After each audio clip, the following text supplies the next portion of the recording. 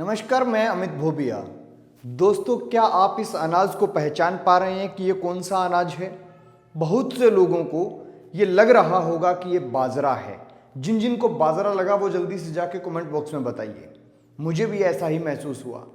लेकिन आप लोगों को बता दूं कि ये अमेरिका के अंदर सबसे ज़्यादा खाया जाने वाला अनाज है और इसका नाम है क्विनोआ। एक्चुअल में ये बथुआ होता है। जैसे अपने यहाँ पर खेत में एक खरपतवार के रूप में बथुआ उग जाता है, बिल्कुल उसी फैमिली से आता है। लेकिन हाँ, इसके अंदर कुछ सीड जो हैं उनका शोध किया होता है, वो यील्ड ज़्यादा दें। इसलिए जो बथुए से टोटली बथुआ नहीं कह सकते, लेकिन उसके लगभग 90% सिमिलर होता है और हिंदी में तो क्विनोआ को बथुआ ही कहा जाता है। तो ये फूड जो है, इसकी क्या खासियत है और क्यों पूरी दुनिया भर में इस फूड का अब चर्चा है और ये फूड जो है दिनों दिन बढ़ते जा रहा है। भारत के अंदर भी कई कंपनियां ऐसी आई जिन्होंने इसकी खेती किसानों को करवानी चाहिए, लेकिन एक वक्त बाद वो कंपनियां यहां से चली गई क्योंकि उन्हें बाहर से मंगाना ईजी था। भारत में पहले मार्केटिंग करना, फिर यहाँ पे उगवाना, फिर उसे इकट्ठा करना, फिर बेचना, ये सब मुश्किल होते जा रहा था। लेकिन इस फसल के बारे में हमें जानना चाहिए।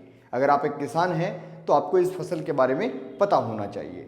मैं आपको बता देता हूं कि इसकी खेती कैसे होती है, कितने रेट में बिक जाता है, कितना क्विंटल ये हो जाता है और क्या इसकी खासियत है और क्या इसमें प्रॉब्लम्स है।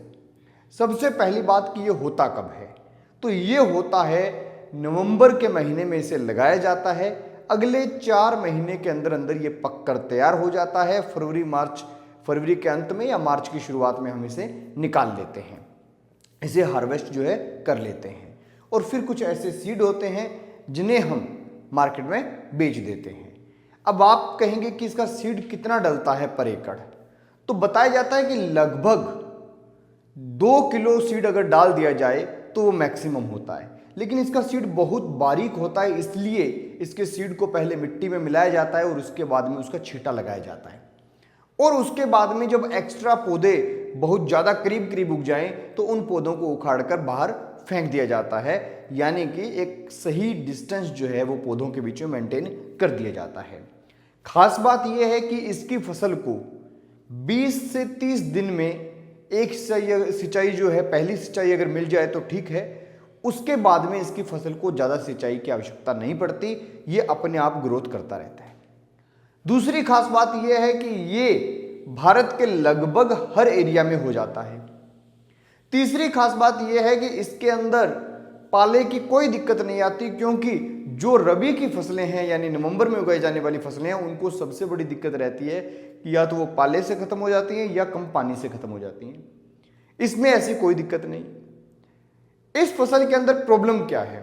प्रॉब्लम यह है कि इसकी पत्तियां बहुत नाजुक होती हैं और इस वजह से जो हमारे एपिड्स होते हैं या फिर ये वाइट फ्लाई वगैरह है या हरा तेला है, ये सब इसकी फसल को नुकसान करते हैं। तो उनके लिए आपको 1 से 2 स्प्रे जो है इसके ऊपर करनी पड़ती है।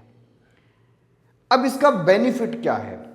बेनिफिट ये है कि जब ये छोटा होता है तभी इसे साग के रूप में इस्तेमाल किया जा सकता है।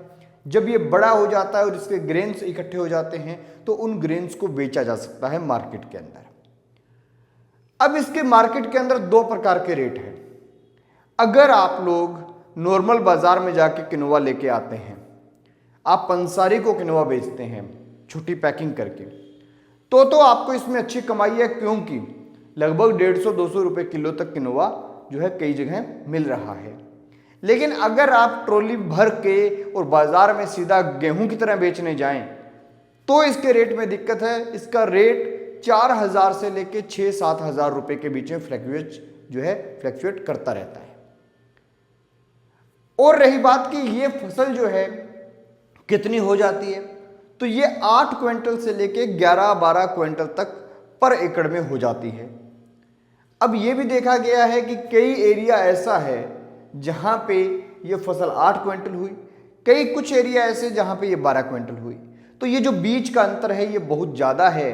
तो ऐसे के अंदर भारत के किसान जो है इस फसल की ओर जो अपना रुझान है वो नहीं कर रहे। इसकी न्यूट्रिशन वैल्यू जो है वो ज़्यादा है, इसी वजह से इसे पूरी दुनिया में रॉयल ग्रेन कहा जाता है। पूरी दुनिया भर में चावल, मकई, गेहूं, बाजरा, इनके बाद अगर किसी फसल को गिना जाता है तो वो है किनोवा। तो इसकी खेती भारत में होनी चाहिए, क्या किसान इसमें इंटरेस्टेड होंगे या नहीं होंगे, ये सब फ्यूचर है। लेकिन आज के टाइम में इसका जो खाने का सिस्टम है वो बढ़ रहा है। और दूसरी बात, जो अगर वर्ल्ड स्टैटिस्टिक्स के रूप में देखें तो हर बार इसका ग्राफ जो है वो इंक्रीज हो रहा है इसके प्रोडक्शन का। तो इस खेती के बारे में आपका क्या मानना है कि क्या इसके भारत में खेती होनी चाहिए, या बथुए को जैसे हम साग में इस्तेमाल करते हैं या अन्य जगह पर इस्तेमाल करते हैं, तो उसमें आपको क्या लगता है कि क्या भारत में ये कामयाब हो पाएगी या नहीं हो पाएगी? कमेंट बॉक्स में ज़रूर बताएं। देखते रहिए ABC इंडिया।